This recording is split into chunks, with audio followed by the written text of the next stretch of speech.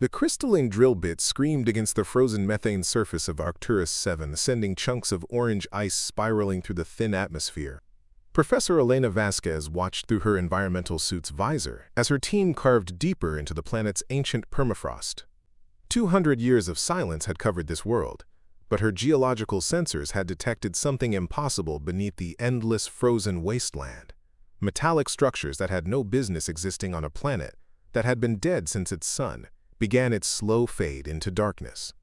Before we jump back in, tell us where you're tuning in from, and if this story touches you, make sure you're subscribed, because tomorrow I've saved something extra special for you. Depth reading shows 35 meters to the anomaly, called out Marcus Chen, her lead technician.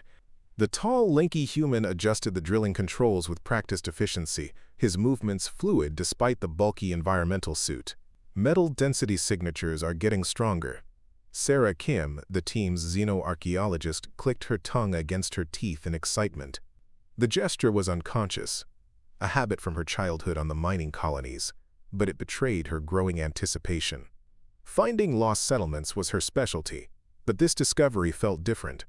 The readings were too organized, too deliberate to be natural formations. "Stop the drill," Elena ordered. "We proceed by hand from here." The howling wind of Arcturus 7 carried no warmth as her team assembled their excavation equipment. The planet had been a frontier world once, barely habitable even in its prime. When the system's star began its decline, the few scattered settlements had been evacuated. Nothing should have remained behind, and certainly nothing should have been built during the planet's death throes. Yet the scanner readings suggested someone had constructed something here during those final, desperate years. The first chamber they broke through was modest and empty. Ancient power cells flickered to life as their presence activated dormant sensors, casting pale yellow light across smooth metal walls covered in symbols that made Elena's heart race. She recognized the markings immediately, though she had only seen them in historical archives from the university's database. "This cannot be right," whispered David Park, her security specialist. The broad-shouldered man stepped carefully through the entrance, his hand instinctively moving toward the emergency beacon on his belt.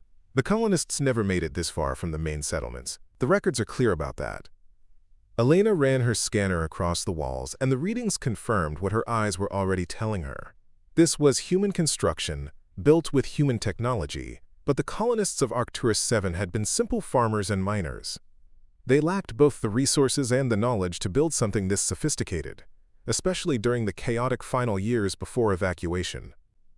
"Keep moving," she said, though uncertainty gnawed at her. "There has to be more."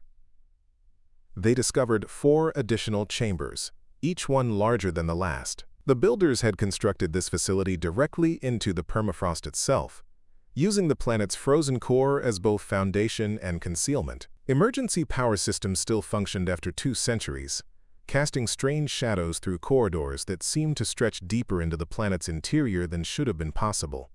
The 5th chamber took her breath away. 12 cylindrical pods stood in neat rows, each one tall enough to contain a full-grown adult. Thick cables connected them to massive power units built directly into the frozen floor. Most of the pods were dark and silent, their contents long since reduced to dust, but 3 still hummed with quiet energy. Frost covered their surfaces, but their internal systems remained active. "Cryogenic storage," Marcus identified, consulting his instruments. "Very old design, but the power source is incredible. These have been running for over 2 centuries. Elena approached the nearest active pod. Through the frosted viewing panel, she could make out a vague human silhouette suspended in preservation fluid. The readings showed stable life signs. Someone was still alive in there, sleeping through the decades since the planet's abandonment. "Are you recording this?" she asked her team.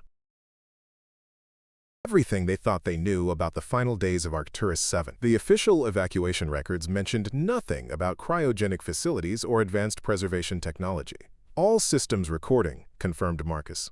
"But, Elena, should we wake it up? Standard protocols require we report any human discoveries to the colonial authority immediately." Elena considered this carefully.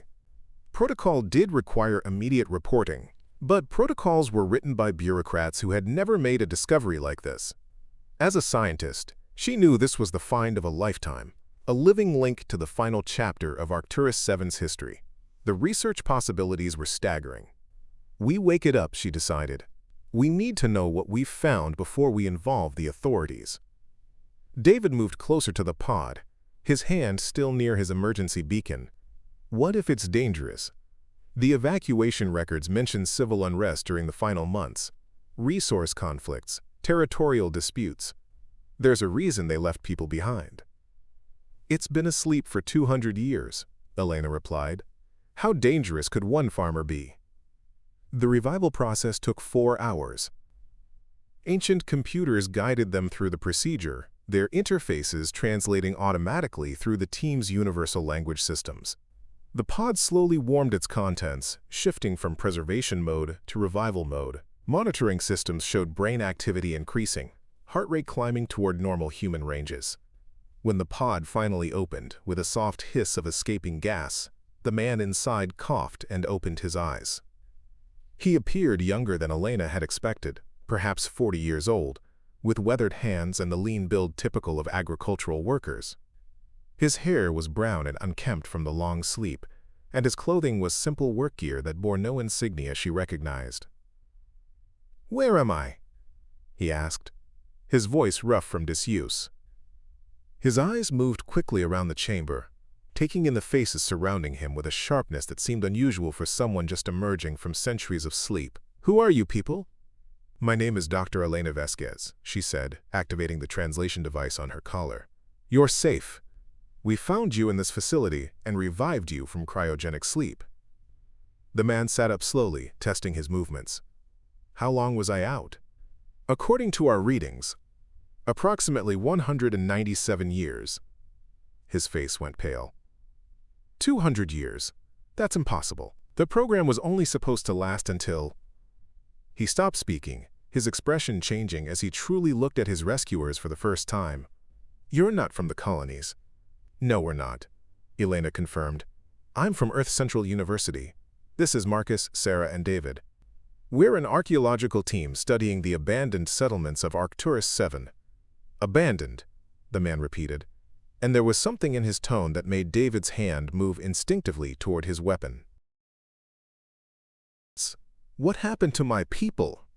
Elena hesitated. She had studied the historical records extensively, but she had never had to explain colonial history to someone who had lived through it. The evacuation was completed in 2387. All colonists were relocated to more suitable worlds when the star began its decline. "Relocated?" the farmer said quietly. "All of them?" "Yes. The colonial authority maintains detailed records of the resettlement programs. There were memorial services to honor those who chose to remain behind during the final phases." The change in the man was immediate and unsettling. His muscles tensed, his breathing became controlled and measured, and his eyes took on a focus that reminded Elena of a predator evaluating potential threats. Even sitting on the edge of the cryogenic pod wearing only a thin medical gown, he suddenly seemed like the most dangerous thing in the room. "Memorial services," he said with perfect calm. "How thoughtful of them." Elena activated her emergency beacon without conscious thought. Something about this farmer triggered every survival instinct she possessed. The colonial authority had indeed won the resource conflicts through superior organization and technology, but looking at this man, she began to understand why those conflicts had lasted so long. "My name is Thomas Miller," he said, standing and testing his balance. Even after 2 centuries of sleep, his movements were fluid and purposeful. "I was an agricultural coordinator for the Arcturus 7 Independent Farming Collective." "What's your name, Doctor?" "Your real name. The one your friends use." The question confused her. "I don't understand why that matters." Thomas smiled, and the expression was not reassuring. "It matters because I like to know the names of everyone I meet. You never know when that information might become useful." The transport vessel hummed through space toward New Geneva Station, the colonial authority's primary research facility in the outer sectors. Thomas Miller sat in the containment cell, his hands secured with electromagnetic restraints, but his eyes never stopped moving. He observed everything, cataloged everything, tested his bonds when he thought no one was watching. Elena studied him through the reinforced viewing panel. 4 days had passed since they found him on Arcturus 7, and he had not stopped analyzing his surroundings. He counted the guards, timed their shift rotations, and examined his restraints with the careful attention of someone who understood both engineering and opportunity. When they had placed him in custody, he had offered no resistance, which worried her more than if he had fought. "Subject displays unusual cognitive patterns," she dictated to her recording device. "Enhanced situational awareness, accelerated learning capacity, and what appears to be systematic intelligence gathering even while restrained." The ship docked with New Geneva Station 8 hours later. Thomas was transferred to the Agricultural Research Division, the colonial authorities' most advanced facility for studying lost farming techniques and extinct crop varieties. The department was designed to preserve agricultural knowledge from abandoned worlds, but they had never worked with a living specimen from the colonial period. Dr. James Wilson waited in the main laboratory. He was tall and thin, with the pale complexion of someone who spent most of his time in research facilities rather than under natural sunlight. As the colonial authorities' leading expert on frontier agriculture, he had studied farming records from dozens of abandoned worlds, but he had never expected to meet someone who had actually lived through the colonial exodus. "Thomas Miller," he said as the security team brought him in. "Preparing and narrating this story took us a lot of time, so if you are enjoying it, subscribe to our channel. It means a lot to us. Now back to the story. Overseeing your care during your stay here." Thomas looked around the laboratory, taking in the agricultural equipment, the monitoring devices, and the dozen scientists and technicians who had gathered to observe him. "Care," he repeated thoughtfully. "Is that what we're calling this?" "You're not a prisoner," Dr. Wilson said. "You're a research subject. We want to understand the agricultural techniques used during the final years of colonial settlement." "Agricultural techniques," Thomas said with no emotion, but something in his eyes made several technicians step back. "And what exactly are you planning to study?" Dr. Wilson activated a holographic display showing various crop yields and farming data from the colonial period. "Frontier agriculture was remarkable. Your people managed to grow food in environments that should have been impossible to cultivate. We want to understand how you did it." The first tests were simple: basic physical examinations, soil sample analysis, discussions about crop rotation and irrigation techniques. Thomas cooperated completely, answering questions about farming methods and colonial life. But Dr. Wilson noticed that he asked just as many questions as he answered. "What happened to the other agricultural settlements?" Thomas asked while a technician collected samples of the soil bacteria that still lived in his digestive system. Arcturus 7 couldn't have been the only world with farming communities. The colonial authority integrated all agricultural knowledge into the central food production systems, Dr. Wilson replied. There were comprehensive documentation programs to preserve farming techniques. Documentation programs, Thomas tested the words. Where were the farmers relocated to? Dr. Wilson hesitated. The official records called them integration centers, but he had read the classified reports. Most colonists had not adapted well to urban environments. Those who survived had been scattered across industrial worlds, forbidden to practice large-scale agriculture. Their knowledge had been absorbed into corporate farming systems, their children raised in cities far from any farmland. The relocation programs were designed to help colonial survivors adapt to modern agricultural systems, he said instead. Thomas's pulse rate increased slightly, the only sign that the answer affected him. "I see. And how many farmers survived these programs?" The question hung in the air. Dr. Wilson realized that Thomas already knew the answer somehow. This man who had been asleep for 2 centuries understood what had really happened to his people. "Very few," he admitted quietly. The agricultural tests revealed extraordinary results. Thomas's knowledge of soil composition was 40% more advanced than current colonial authority standards. Showed innovations that should have been impossible with colonial-era technology. His irrigation techniques could increase yield efficiency by margins that violated accepted agricultural science. "These readings cannot be accurate," Dr. Wilson told his team after the 3rd day of testing. "Run them again." The second set of tests confirmed the first. Thomas Miller was not a normal colonial farmer. His knowledge had been enhanced far beyond what any individual should have been able to acquire through conventional experience. "What did they do to you?" Dr. Wilson asked him during the 4th day of testing. "The colonists who put you in cryogenic sleep. Your agricultural knowledge shows signs of extensive enhancement." "The enhancement program," Thomas said simply. "Arcturus 7's last hope." Enhancement program? When the colonial authority decided to evacuate the outer settlements, the farmers knew we couldn't compete with industrial agriculture. We didn't have the technology or the resources, so they tried something different. Dr. Wilson leaned closer. What kind of something different? They took volunteers from the agricultural cooperatives. Farmers who had already proven themselves capable of feeding entire settlements with limited resources. Then they enhanced us, made us better at understanding soil, more efficient at crop management, more capable of producing food under impossible conditions. Enhanced how? Thomas smiled, and for the first time, it seemed genuine. Doctor, do you know how many people you can feed with a single acre of land if you really understand what you're doing? The tests continued for 6 days, each one revealing new impossibilities. Thomas could identify soil deficiencies by touch, calculate optimal crop rotations in his head, and design irrigation systems that increased water efficiency by staggering percentages. When presented with barren soil samples, he could determine exactly what nutrients needed to be added and in what proportions. When shown diseased plant specimens, he could diagnose the problem and suggest treatment protocols that exceeded anything in colonial authority databases. It's like he sees agriculture at a molecular level, Dr. Wilson explained to his research team.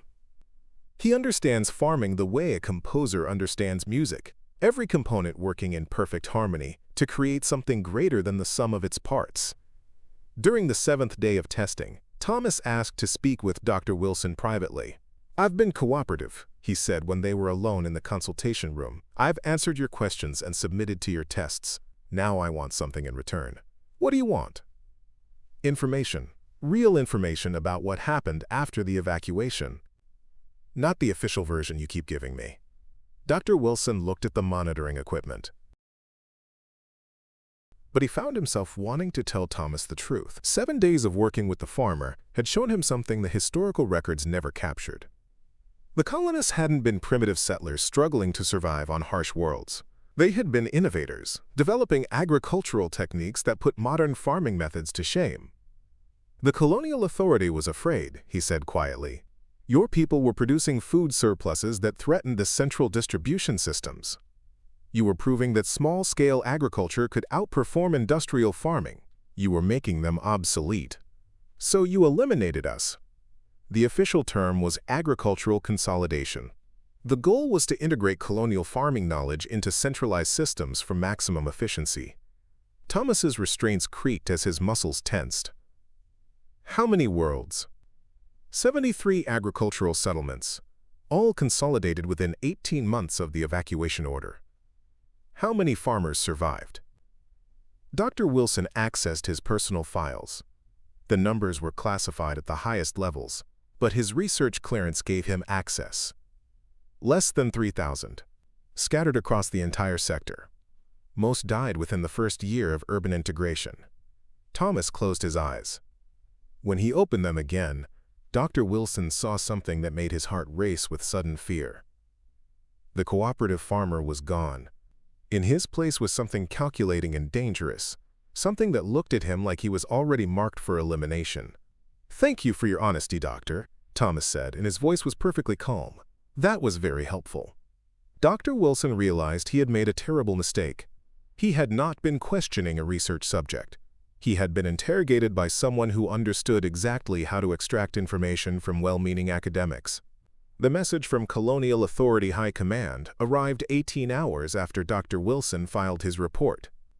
Director Harrison Cross himself had reviewed the test results, and the decision was immediate.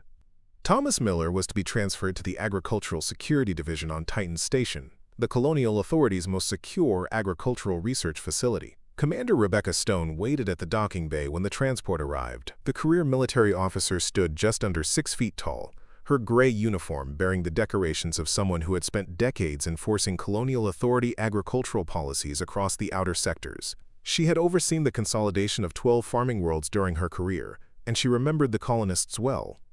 They had been stubborn and resourceful, but ultimately primitive compared to modern industrial farming methods. Looking at the restrained farmer being escorted off the transport, Stone felt only professional curiosity. Thomas Miller appeared unremarkable. Average height, weathered hands, the lean build typical of manual laborers. This was what had the scientists so excited. This was the great threat that required military intervention? Commander Stone, drive. Security escort. I must protest this transfer. My research was just beginning to yield significant results. Your research is complete, Doctor, Stone replied. High Command has different plans for the subject. Thomas said nothing during the exchange, but his eyes cataloged every detail of the military facility: guard positions, security protocols, agricultural equipment storage areas. Even restrained and surrounded by armed personnel, he was gathering intelligence. The Agricultural Security Division was built differently than Dr. Wilson's civilian laboratory. Where Wilson had used gentle interviews and voluntary cooperation, Stone employed stress testing and forced compliance. She wanted to understand colonial farming capabilities under pressure, not colonial farming theory in comfortable laboratory conditions. Remove the restraints, Stone ordered when they reached the first testing facility. Sir, I recommend maintaining security protocols, her aide, Lieutenant Garcia, suggested. The civilian reports indicate unusual behavioral patterns. He's one farmer, Stone said dismissively. I've dealt with thousands of them during consolidation operations. They were resourceful, but predictable. Remove the restraints. Thomas rubbed his wrists when the electromagnetic bonds deactivated, testing his range of motion. The chamber around him was 50 meters square, with reinforced walls and multiple observation windows. Agricultural testing equipment filled the space: soil analysis stations, hydroponic systems, climate control units, and monitoring sensors that tracked every movement. Thomas Miller, Stone spoke through the chamber's communication system. You will demonstrate colonial farming techniques for evaluation. Compliance will result in improved living conditions. Resistance will result in restricted privileges. Thomas looked up at the observation window where Stone watched with her staff. What kind of demonstration did you have in mind? Agricultural efficiency assessment. You will attempt to grow crops using provided materials under time constraints. Standard colonial scenarios. The first test seemed straightforward. Thomas was given a plot of barren soil, basic seeds, and primitive tools. The goal was to produce edible food within 72 hours using only the provided resources. Against modern hydroponic systems, the outcome seemed predetermined. The test lasted 68 hours. Thomas not only produced edible crops, but created a sustainable micro-ecosystem that would continue producing food indefinitely. He used techniques that violated every principle of modern agricultural science. He planted seeds and patterns that should have caused competition for nutrients, but instead created symbiotic relationships. He directed water flow using handmade channels that increased efficiency by impossible percentages. He treated soil with organic compounds he created from waste materials, transforming barren dirt into rich farmland. Interesting, Stone admitted. Increase the difficulty. The second test included environmental stress factors: limited water, contaminated soil, extreme temperature fluctuations. Thomas adapted his techniques, creating microclimates within microclimates, purifying water through biological filtration systems he built from available plants, and developing crop strains that thrived in hostile conditions.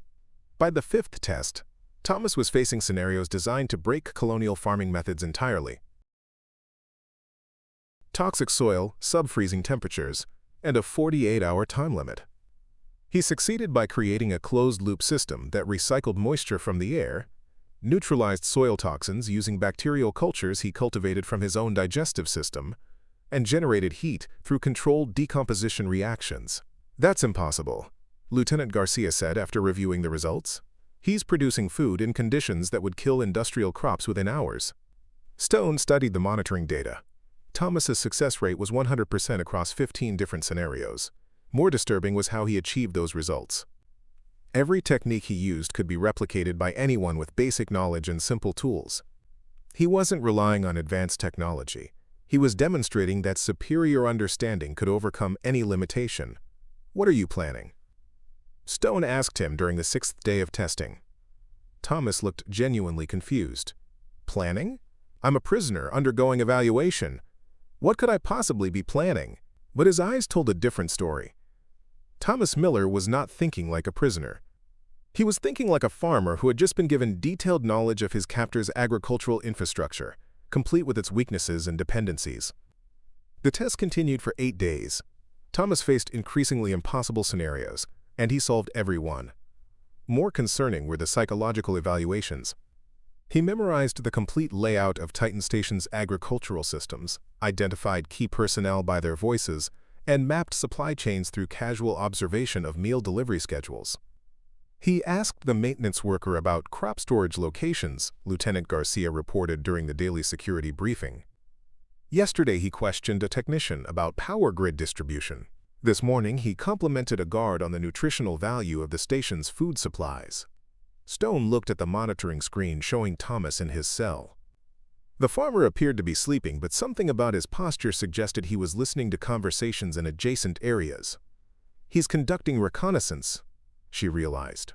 Double the guard rotation and restrict his contact with station personnel. Sir, perhaps we should consider termination protocols, Garcia suggested. He presents an unacceptable risk to agricultural security. Stone studied the test data again. Thomas Miller represented the most advanced agricultural knowledge ever captured. The intelligence value was enormous, but the risk was growing daily. Every day of captivity made him more familiar with colonial authority farming systems and their vulnerabilities. Not yet, she decided, but prepare termination protocols. If he shows any sign of aggressive behavior, end the tests permanently. Neither of them noticed that Thomas had opened his eyes in his cell or that he was smiling. The environmental alarm screamed through Titan Station at 0412 hours, jolting every person awake. Emergency lights cast red shadows through the corridors as automated systems announced a critical failure in the hydroponic bay, the facility that provided fresh food for over 8,000 personnel. Report! Stone barked as she rushed to the command center, her staff scrambling to assess the situation. Contamination in hydroponic bay 7, the duty officer replied. Unknown pathogen attacking the crop systems. We're looking at complete food production failure within 12 hours. Stone's mind raced through emergency protocols. Self-sufficient, but a complete hydroponic failure would require emergency supply shipments that would take weeks to arrange. That meant rationing stored food supplies and reducing station operations to skeleton crew levels. What about the subject? She asked. Secure in holding cell 12. Extra guards posted as ordered. 23 levels below the command center, Thomas Miller lay on his bunk listening to the alarms. He had been waiting for this moment for 8 days, ever since he learned the station's crop rotation schedules from casual conversations with the agricultural technicians who maintained his testing chambers. The contamination was not an accident. 3 days earlier, Thomas had noticed that the hydroponic systems used a centralized nutrient distribution network. During his testing, he had carefully introduced specific bacterial cultures into the soil samples they asked him to analyze.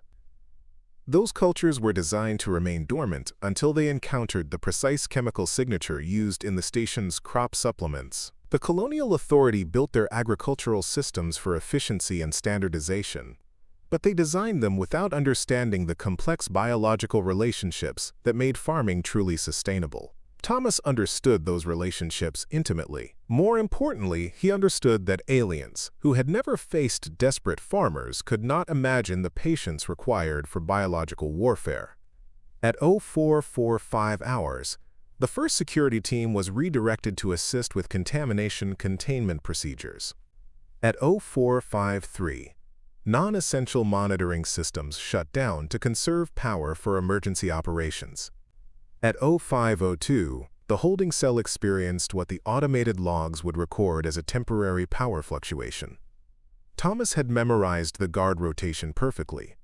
Third shift change happened at 0515, creating a 7-minute window when corridor surveillance was minimal. The guards were experienced military personnel with excellent training, but they were not agricultural specialists.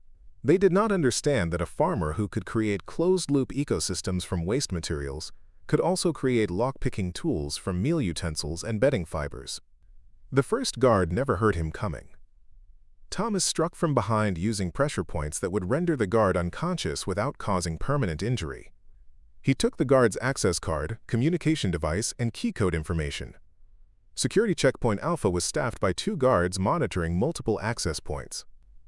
Thomas waited until their attention focused on contamination reports, then disabled the checkpoint's power through the maintenance panel that Dr. Wilson had shown him during their facility tour. In the resulting confusion, he incapacitated both guards and acquired their equipment. By 0530, Thomas had reached the station's central agricultural computer core. The colonial authorities' farming systems were more advanced than anything the colonists had possessed, but they operated on logical principles that Thomas understood better than their designers. More importantly, they were built by people who had never faced agricultural sabotage by someone with legitimate access credentials. Thomas connected his stolen access card to the main agricultural terminal and began downloading everything: crop schedules, genetic modification protocols, food distribution networks, agricultural research data. The information flowed into his enhanced memory systems, the same biological modifications that allowed him to understand soil composition at a molecular level. What he found in those files confirmed his worst fears. The colonial authority had not simply eliminated frontier farmers, they had systematically destroyed every trace of sustainable agriculture in the galaxy. 73 worlds stripped of their agricultural knowledge, their farming techniques erased from databases, their crops replaced with genetically modified variants that required constant industrial support.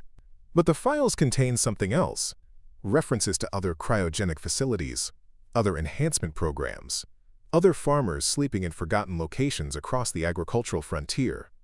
Thomas was not the only survivor. The discovery changed everything. His original plan had been simple: escape from Titan Station and disappear into the outer colonies. But this information offered something far more valuable: the possibility of rebuilding what the colonial authority had destroyed.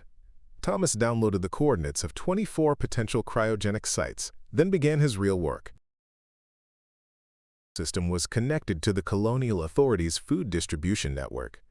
Through that network, Thomas could access farming databases on every world in colonial authority space. He began planting information packets, hidden data bursts that would activate when accessed by anyone with agricultural training.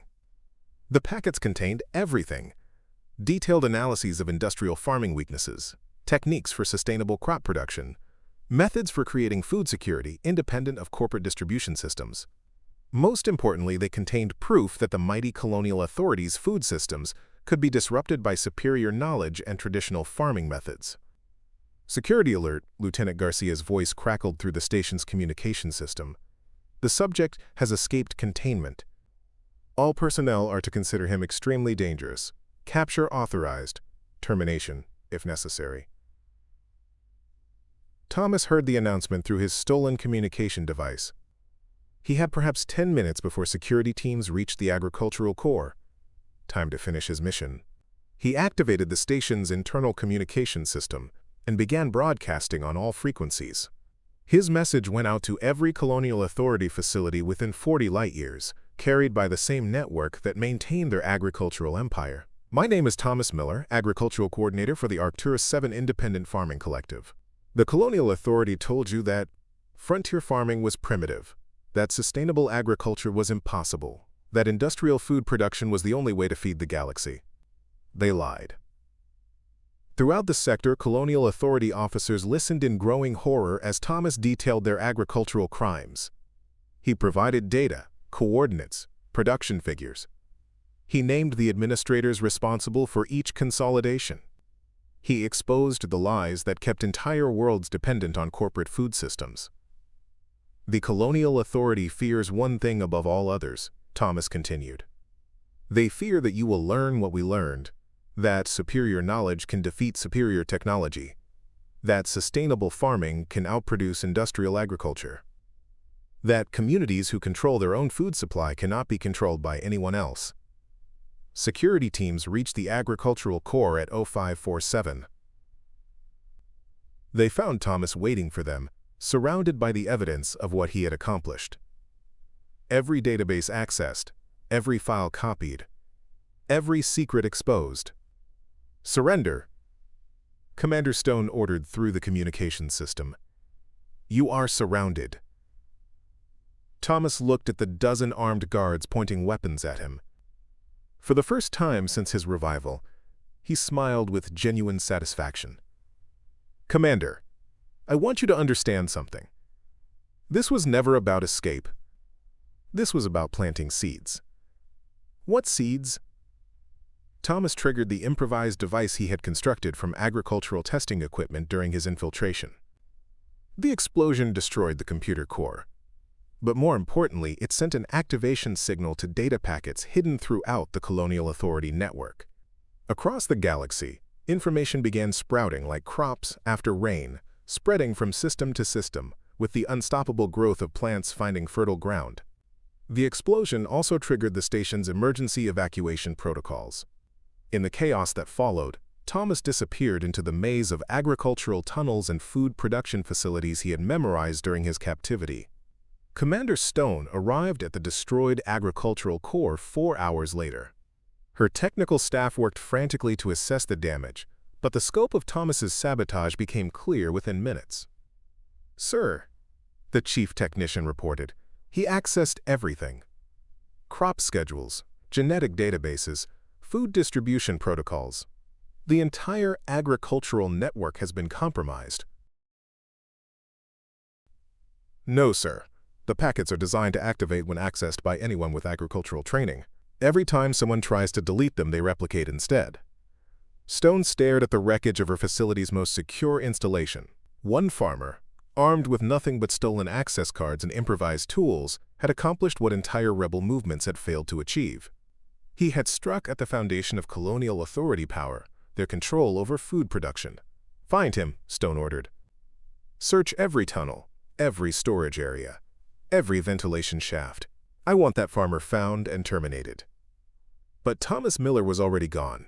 Vanished into the galaxy he now knew contained sleeping farmers waiting to be awakened.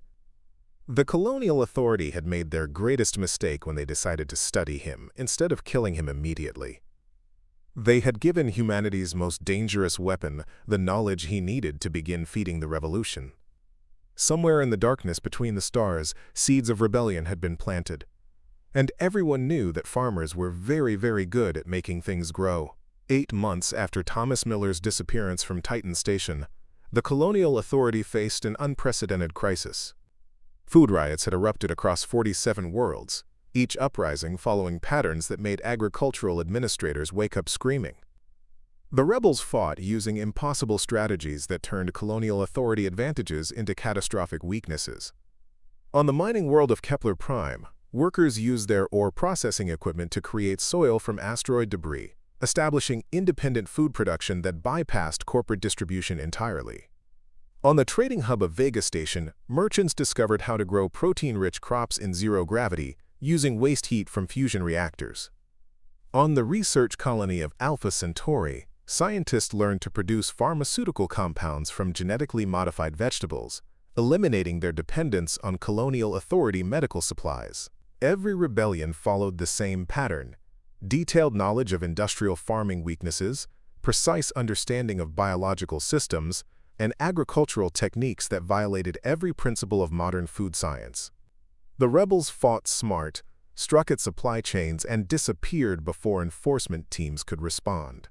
Director Harrison Cross stood before the emergency assembly of the Colonial Authority Council, his career crumbling with each new report of successful food independence movements. The holographic displays around the chamber showed red markers spreading across the galaxy map like a plague of abundance. "The situation remains manageable," he insisted to the assembled representatives. "These are isolated incidents of agricultural terrorism by primitive farming groups who lack the resources for sustained resistance." Council member Victoria Hartwell of the Industrial Food Consortium interrupted. "Primitive groups do not coordinate supply chain disruptions across 70 light-years of space.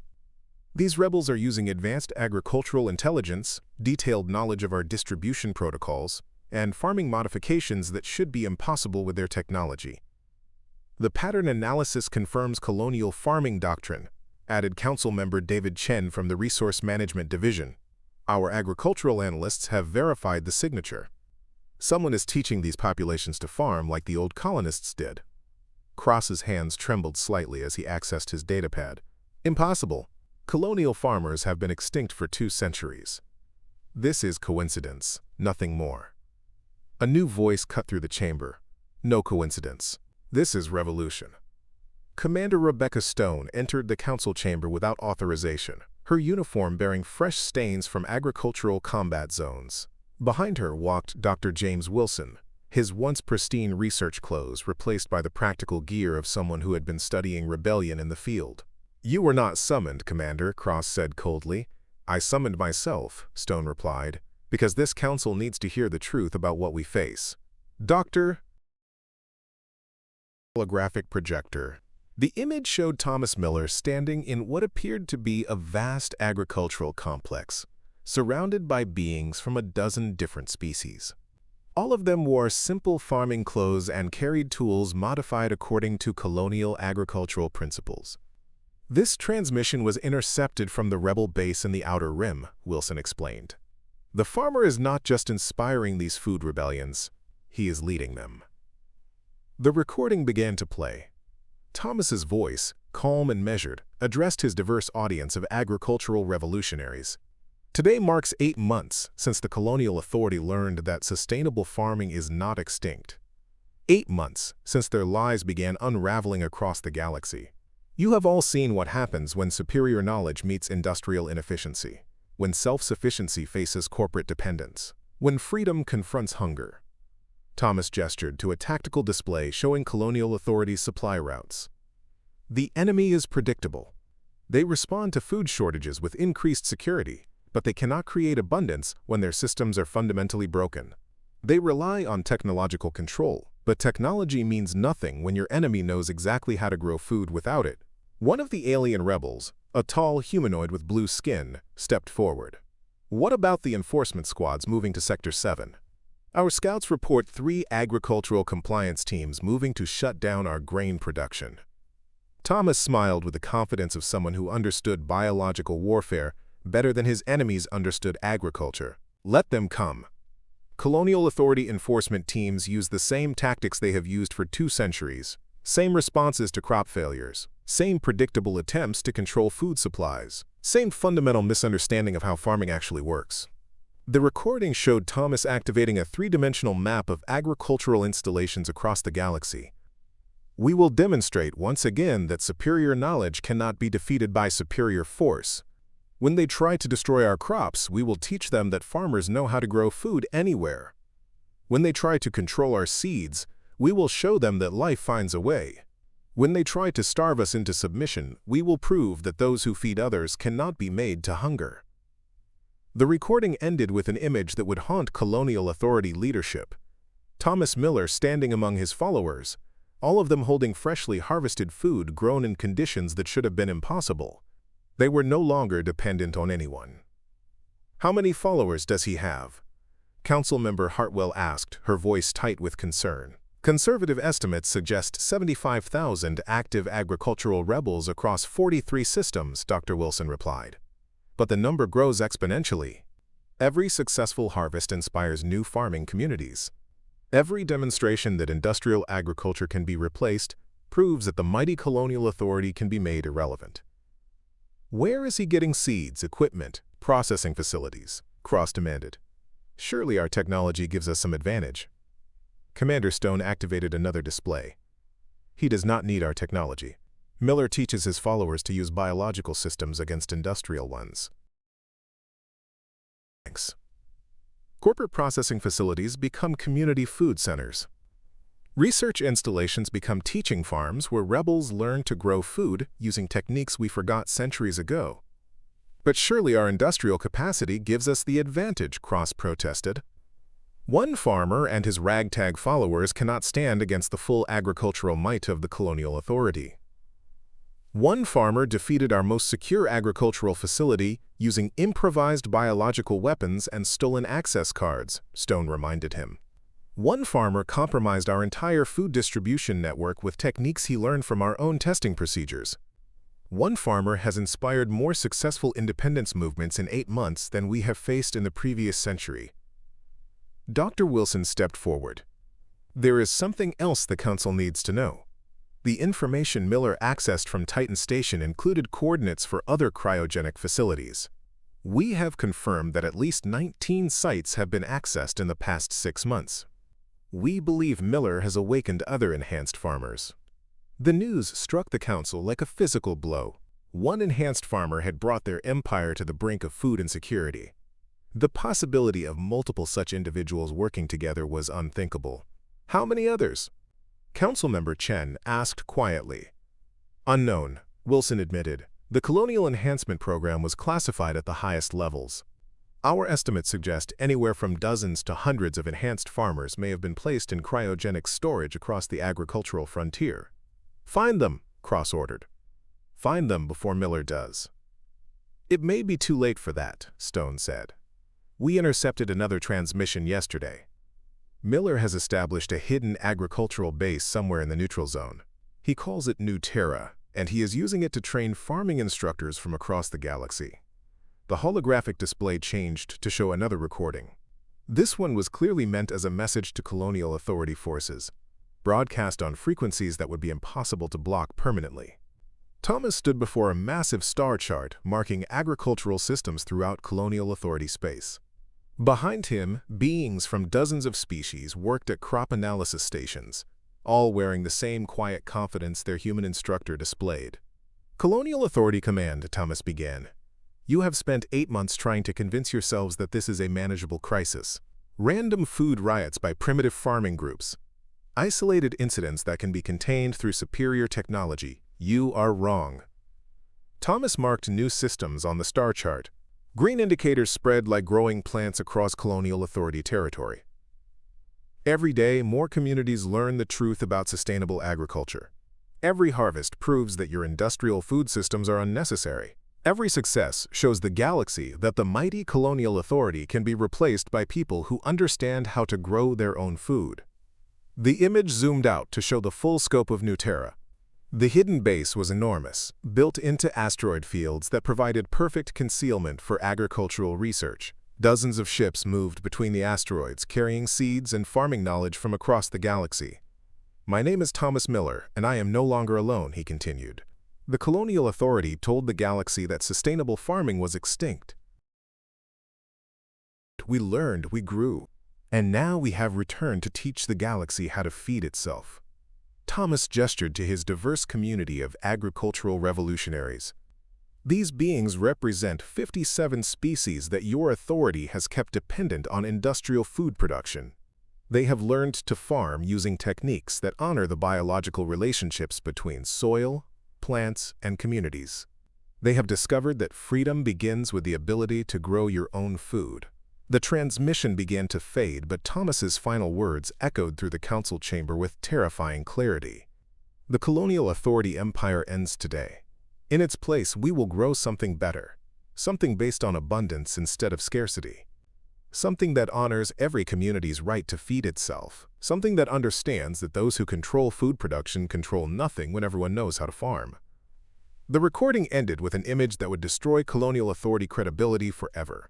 Thomas Miller surrounded by representatives of dozens of species, all of them holding seeds and farming tools, all of them looking directly at the camera with the same expression their human teacher wore. They were no longer afraid of hunger. Councilmember Hartwell was the first to break the silence. Director Cross, I move for your immediate removal from office. The Industrial Food Consortium withdraws all support for current authority policies. Seconded, said Councilmember Chen. The Resource Management Division can no longer support food distribution strategies that assume population dependence on corporate systems. Cross watched his political career collapse in real time. You cannot seriously be considering negotiation with agricultural terrorists. We are considering survival, Hartwell replied. Miller has proven that sustainable farming can outproduce industrial agriculture. His followers are demonstrating food security techniques that make our distribution networks irrelevant. We can either adapt to this new reality or be replaced by it. Dr. Wilson stepped forward with a final piece of intelligence that would reshape the galaxy's understanding of agriculture. There is one more thing. Our analysis of the farming techniques being used by Miller's followers shows efficiency rates that exceed our best projections by impossible margins. They are not just growing food. They are healing ecosystems, creating biodiversity, and establishing agricultural systems that improve with each harvest season. What are you saying? Chen asked. I am saying that sustainable farming does not just feed people better than industrial agriculture. It creates abundance where we create scarcity. It builds communities where we create dependence. It establishes freedom where we established control. Commander Stone reviewed the tactical situation one final time. Sir, I recommend we open communications with the agricultural rebels. Our enforcement capabilities are designed to control populations dependent on our food systems. They are useless against communities that can feed themselves.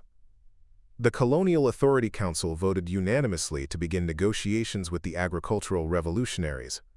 The empire that had controlled food production for 3 centuries officially acknowledged that farmers who understood how to grow their own food could not be controlled by anyone. In the main assembly hall of New Terra, addressing representatives from every agricultural world in the known galaxy.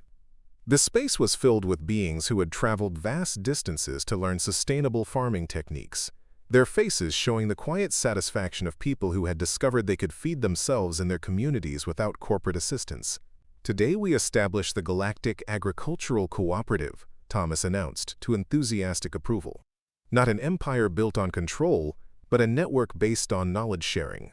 Not a system that creates dependence, but a community that creates abundance. The delegates approved the cooperative charter unanimously. The document established principles that would guide agricultural development across the galaxy.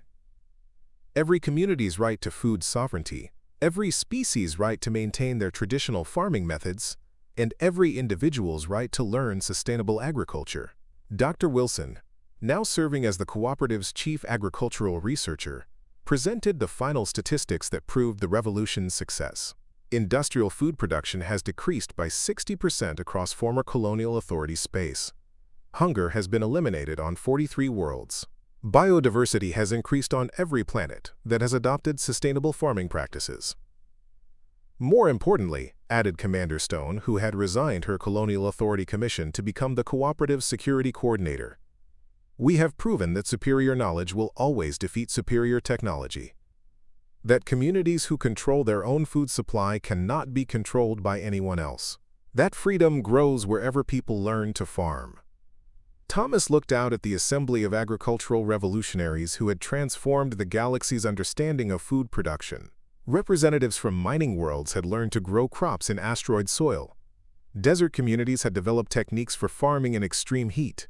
Ice world inhabitants had created greenhouse systems that thrived in sub-zero temperatures. The colonial authority made one crucial mistake, Thomas reflected. They assumed that people who depended on corporate food systems would remain dependent forever.